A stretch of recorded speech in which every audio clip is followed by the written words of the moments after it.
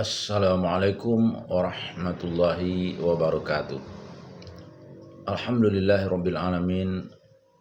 Allazi nahmaduhu wa nasta'inuhu wa nastaghfiruh. Wa na'udzubillahi min syururi anfusina wa min sayyiati a'malina. May yahdihillahu fala mudhillalah wa may yudlil falan tajida lahu waliyyan mursyida. Asyhadu an la ilaha illallah wa asyhadu anna Muhammadan abduhu wa rasuluhu la nabiyya ba'd. Allahumma fassalli wa sallim ala hadzal nabiyil karim wa ala alihi wa ashabihi ajmain. Bapak-bapak, ibu-ibu yang berbahagia serta generasi muda yang saya hormati, baiklah pada kesempatan yang berbahagia ini kita akan melanjutkan kembali pembacaan biografi Rasulullah, sebuah studi analitis berdasarkan sumber-sumber yang otentik yang disusun oleh Dr. Mahdi Rizqullah Ahmad. Baik, kita akan membacakan yang ke-22-nya, yaitu dakwah secara terang-terangan. Bismillahirrahmanirrahim. Ahmad menuturkan, Ali radhiyallahu an mengatakan, setelah ayat dan berilah peringatan kepada kerabat-kerabatmu yang terdekat, Quran surat Asy-Syu'ara 214 ini turun. Rasulullah SAW mengumpulkan keluarga beliau, maka berkumpullah sebanyak 30 orang. Lalu mereka makan dan minum bersama-sama. Setelah itu Rasulullah SAW berkata kepada mereka, siapakah yang akan menjamin hutangku dan janji-janjiku bersamaku di dalam surga dan menjadi penggantiku di dalam keluargaku? Seorang laki-laki berkata, wahai Rasulullah, engkau bagaikan lautan bagi kami, maka siapa yang akan dapat melakukan semua itu? Lalu Rasulullah SAW menawarkan hal itu kepada anggota keluarganya. Siapa yang akan melakukan hal itu? Maka Ali pun berkata, aku. Dalam riwayat Ibnu Ishaq disebutkan, pada perkumpulan itu Rasulullah SAW berkata kepada keluarga dan kerabat beliau, wahai keturunan Abdul Muttalib, demi Allah, aku tidak menemukan pemuda Arab yang membawa kepada kaumnya sesuatu lebih baik dari apa yang aku bawa sekarang ini. Aku telah datang kepada kalian dengan membawa sesuatu yang berhubungan dengan kepentingan dunia dan akhirat sekaligus. Rasulullah SAW juga melakukan upaya lain untuk melaksanakan perintah Allah tadi. Bukhari dan Muslim menuturkan, Ibnu Abbas menceritakan ketika ayat dan berilah peringatan kepada kerabat-kerabat terdekatmu yang ikhlas ini turun, Rasulullah SAW langsung keluar dari kediamannya dan naik ke atas bukit Safa. Lalu beliau menyeru dengan suara keras hingga orang-orang berkata, siapa itu? Lantas mereka berduyun-duyun mendatangi arah suara itu. Setelah mereka berkumpul, Rasulullah SAW berkata kepada mereka, apakah kalian mempercayaiku bila aku kabarkan kepada kalian bahwa seekor unta akan keluar dari kaki gunung ini? Mereka menjawab, kami tidak pernah mendapatkan kebohongan darimu sebelumnya. Lalu Rasulullah pun bersabda, ketahuilah, sesungguhnya aku mengingatkan kalian akan adanya siksa yang sangat pedih. Mendengar hal itu, sontak Abu Lahab berkata, celakalah kamu, apakah hanya untuk ini engkau mengumpulkan kami di sini? Lalu ia pun bangkit dan meninggalkan tempat. Maka turunlah ayat, binasalah kedua tangan Abu Lahab, dan sesungguhnya dia akan binasa. Quran surah Al-Lahab 1.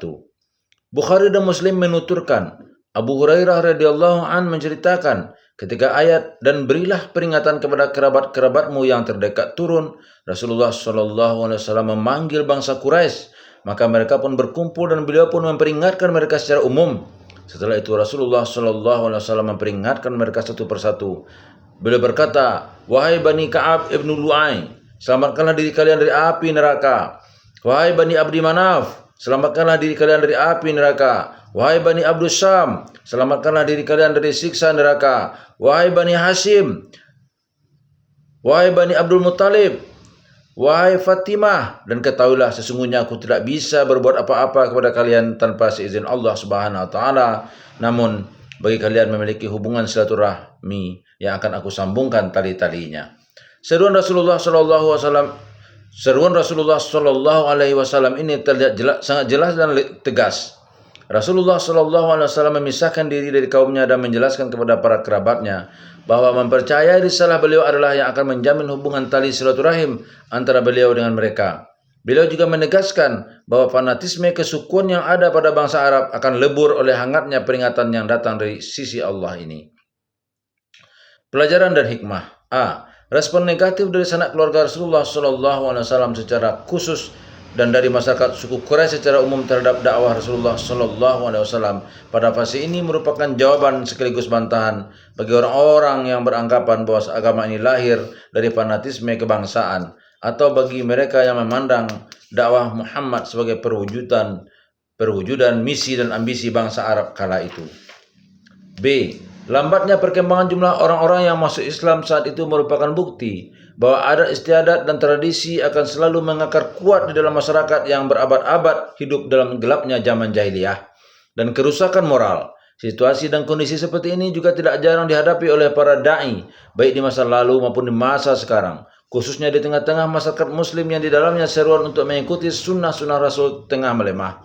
Dalam kondisi seperti ini, para da'i akan menjumpai sisa-sisa adat dan tradisi yang masih mengakar cukup kuat dan mempengaruhi setiap gerak langkah masyarakat tersebut di dalam berbagai lapangan kehidupan.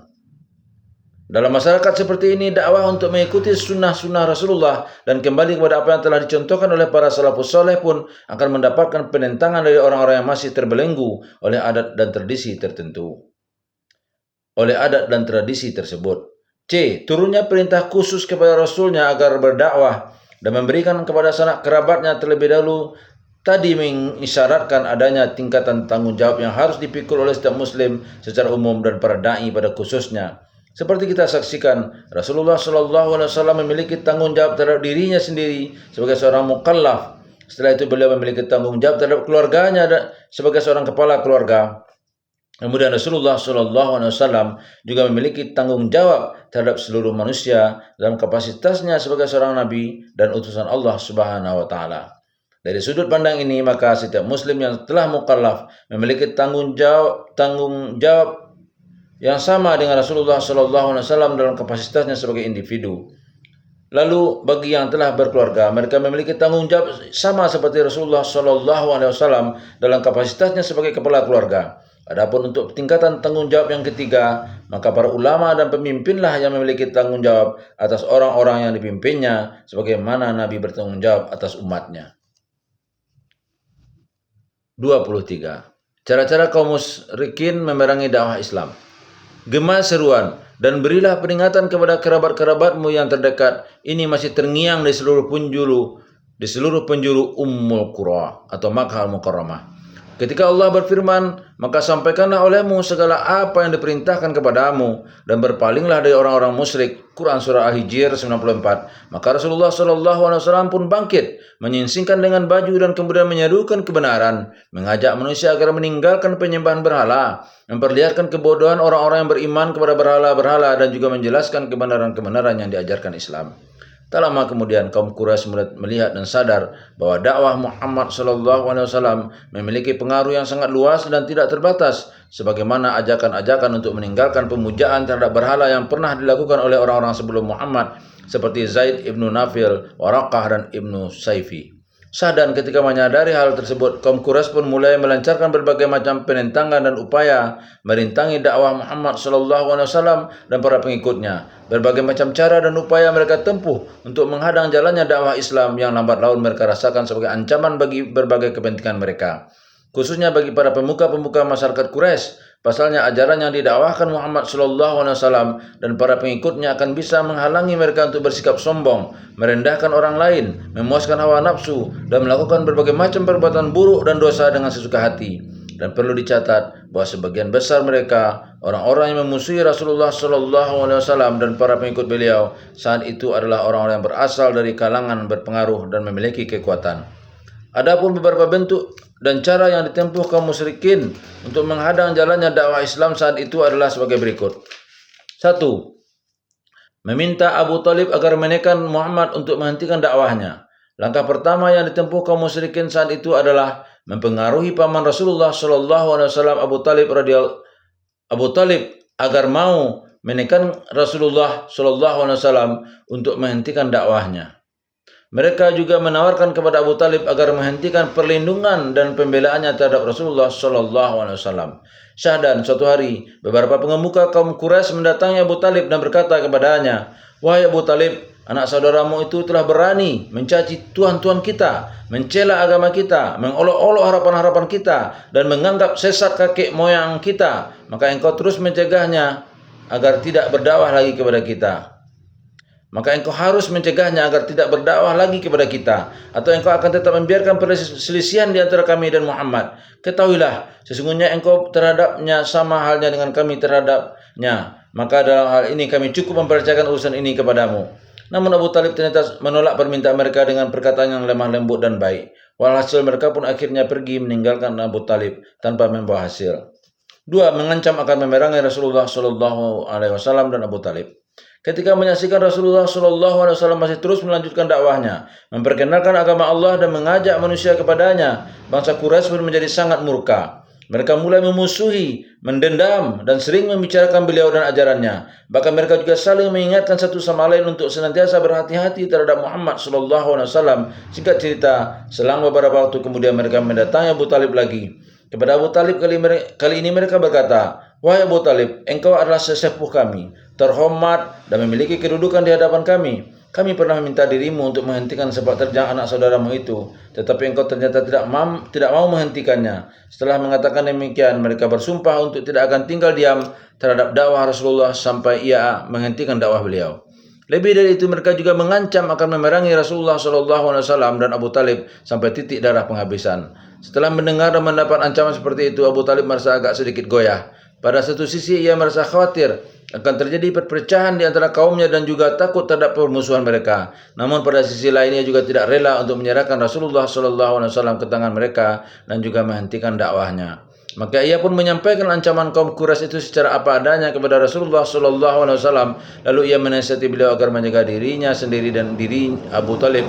Dan terakhir ia meminta beliau agar tidak membebaninya dengan tindakan-tindakan yang ia rasa tidak mampu untuk menanggung akibatnya.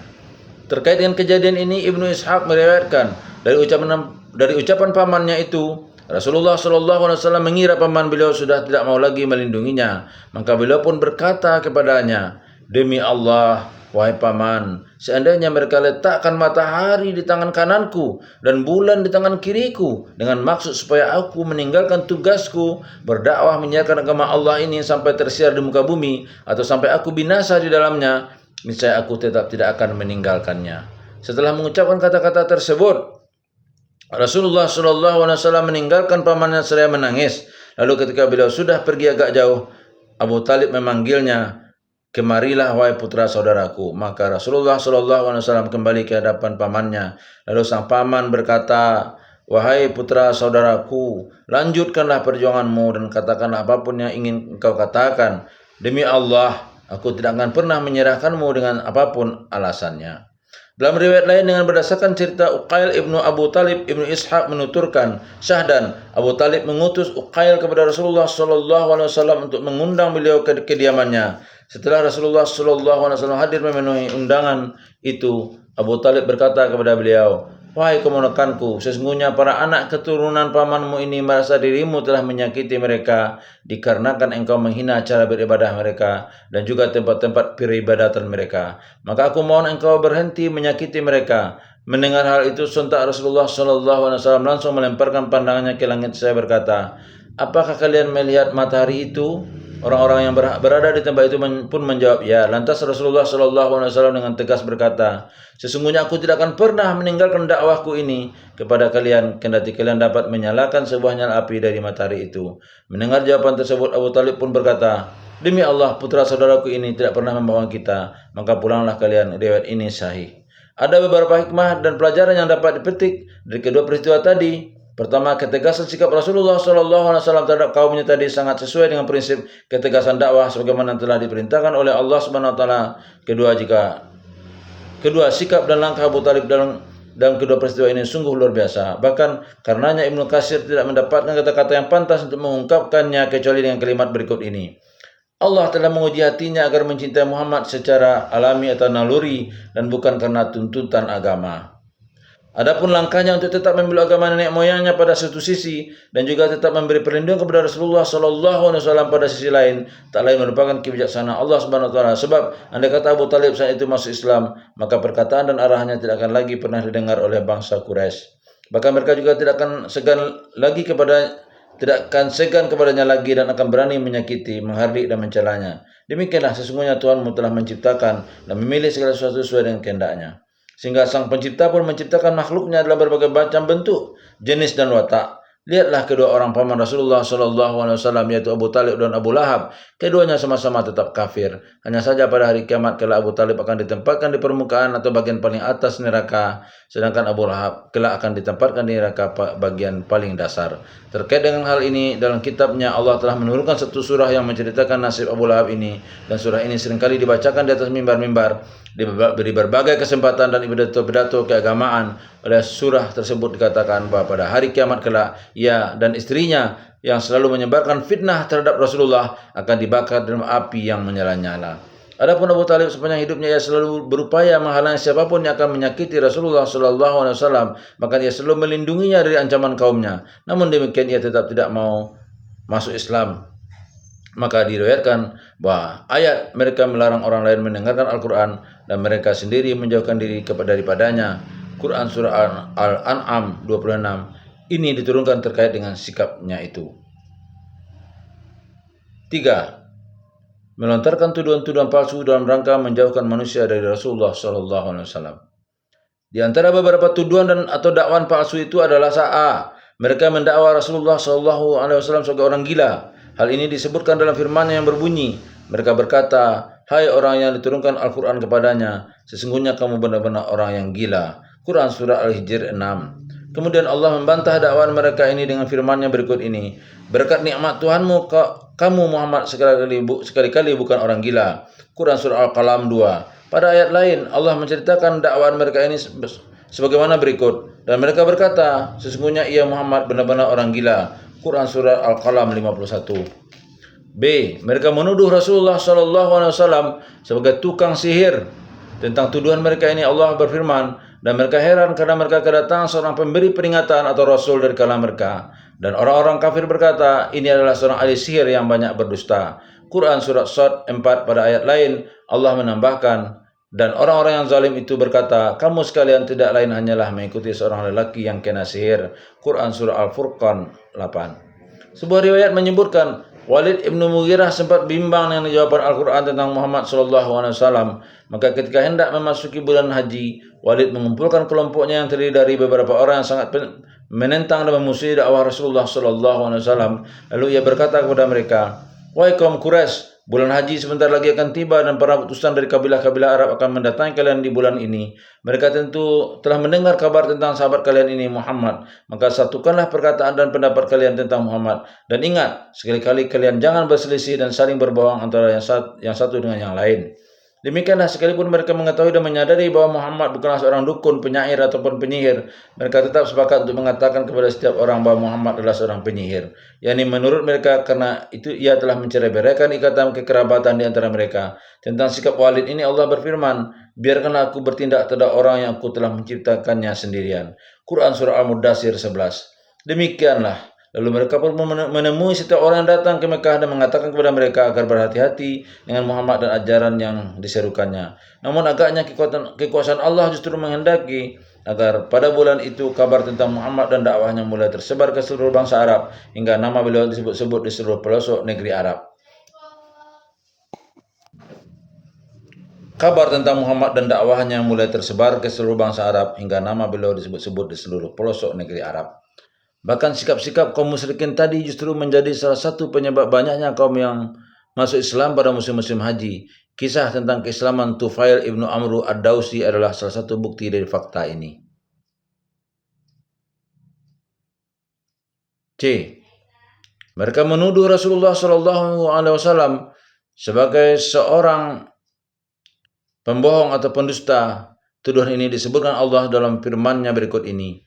Dan orang-orang kafir berkata, ini adalah seorang ahli sihir yang banyak berdusta. Quran surat Shad 4. Dan dalam firman-Nya dan orang-orang kafir berkata, Al-Quran ini tidak lain hanyalah kebohongan yang diadakan oleh Muhammad dan dia dibantu oleh kaum yang lain. Quran Surah Al-Furqan 4.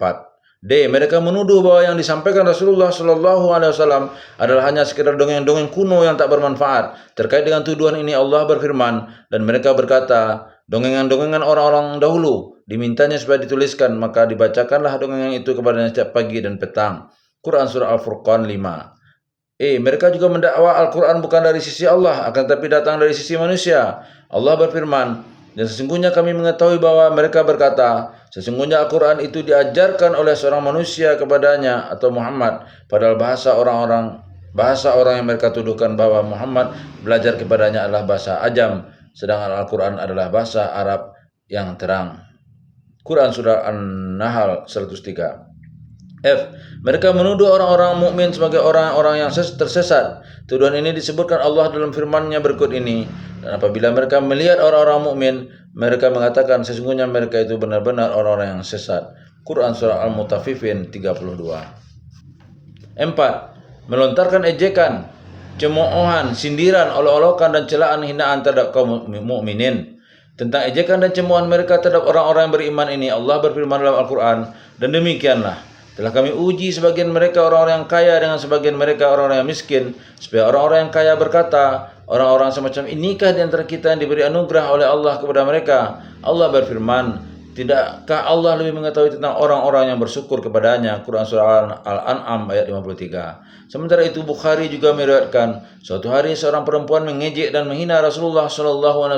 Saya berkata, aku berharap agar setanmu benar-benar telah meninggalkanmu. Sungguh aku sudah tidak melihatnya lagi sejak 2 atau 3 malam ini. Maka Allah pun menurunkan firman-Nya, demi waktu matahari sepenggalan naik, dan demi malam apabila telah sunyi, Tuhanmu tidak meninggalkanmu dan tiada pula benci kepadamu. Quran Surat Ad-Duha 1-3. Bukhari juga meriwayatkan, suatu ketika Abu Jahal mencemooh Al-Quran dengan berkata, ya Allah, jika Al-Quran itu betul-betul dari sisimu, maka hujanilah kami dengan batu-batuan dari langit, atau datangkanlah kepada kami azab yang pedih. Maka turunlah firman-Nya, dan ingatlah ketika mereka orang-orang musyrik berkata, ya Allah, jika betul Al-Quran ini dialah yang benar dari sisi Engkau, maka hujanilah kami dengan batu dari langit, atau datangkanlah kepada kami azab yang pedih. Dan Allah sekali-kali tidak akan mengazab mereka sedang kamu berada di antara mereka, dan tidaklah pula Allah akan mengazab mereka sedang mereka meminta ampun. Kenapa Allah tidak mengazab mereka padahal mereka menghalangi orang untuk mendatangi Masjidil Haram?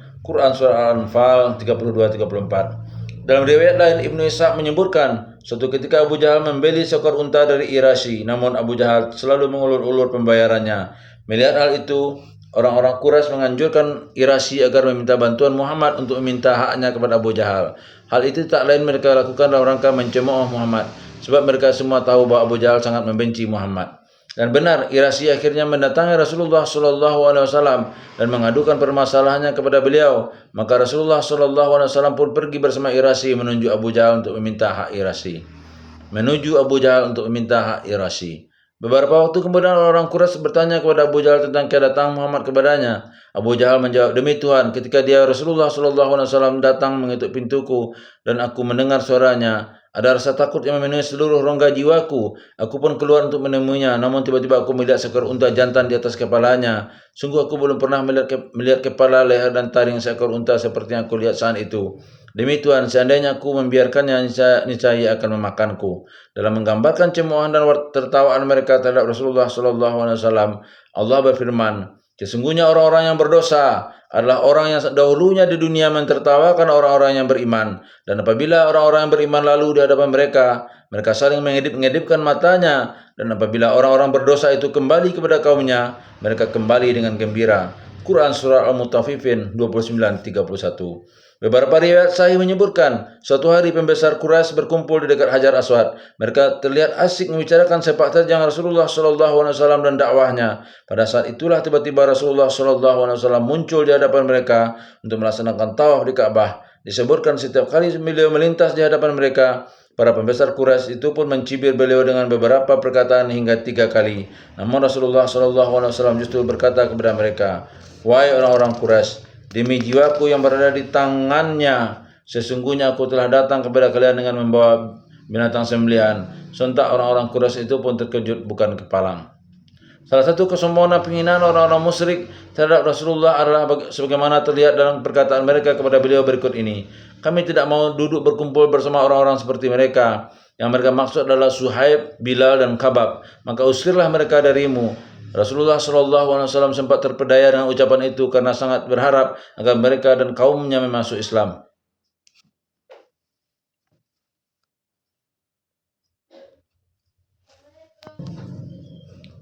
Rasulullah SAW sempat terpedaya dengan ucapan mereka itu karena sangat berharap agar mereka dan kaumnya masuk Islam. Maka Allah Subhanahu wa taala pun segera berfirman, dan janganlah kamu mengusir orang-orang yang menyeru Tuhannya di pagi hari dan petang hari, sedang mereka menghendaki keridhaannya. Kamu tidak memikul tanggung jawab sedikit pun terhadap perbuatan mereka, dan mereka pun tidak memikul tanggung jawab sedikit pun terhadap perbuatanmu yang menyebabkan kamu berhak mengusir mereka, sehingga kamu termasuk orang-orang yang zalim.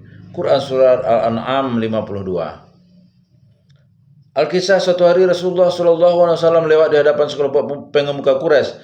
Maka mereka pun mengolok-olok dan mencerca beliau dengan berbagai macam hinaan dan sindiran. Hal itu tentu saja sempat membuat Rasulullah SAW berang. Namun Allah Subhanahu Wa Taala segera menurunkan firman-Nya yang berikut ini. Dan sungguh telah diperolok-olokkan beberapa rasul sebelum kamu. Maka turunlah kepada orang-orang yang mencemohkan di antara mereka belasan azab olok-olokan mereka. Quran Surah Al-An'am ayat 10. Di antara pengejek dan pengolok-olok Rasulullah SAW yang sangat terkenal dan paling sering melakukannya adalah Aswad ibnu Abdul Muttalib ibnu Asad, Aswad ibnu Abdi Jagut ibnu Wahab Az-Zuhri, Walid ibnu Mughirah Al-Makhzumi, As ibnu Wa'il As-Sahmi, dan Haris ibnu Talatilah Al-Khazai. Tentang perilaku mereka ini, Abu Naim menuturkan, sesungguhnya Allah telah berfirman tentang mereka sebagaimana berikut, sesungguhnya kami memelihara kamu dari kejahatan orang-orang yang berolok-olokkan kamu. Quran Surah Al-Hijr 95. Baik, itulah sementara yang dapat kita bacakan. InsyaAllah kita lanjutkan kelanjutan bagaimana kegangguan-gangguan yang dihadapi oleh Rasulullah dalam berdakwah. Bila taufiq wa hidayah, Assalamualaikum warahmatullahi wabarakatuh.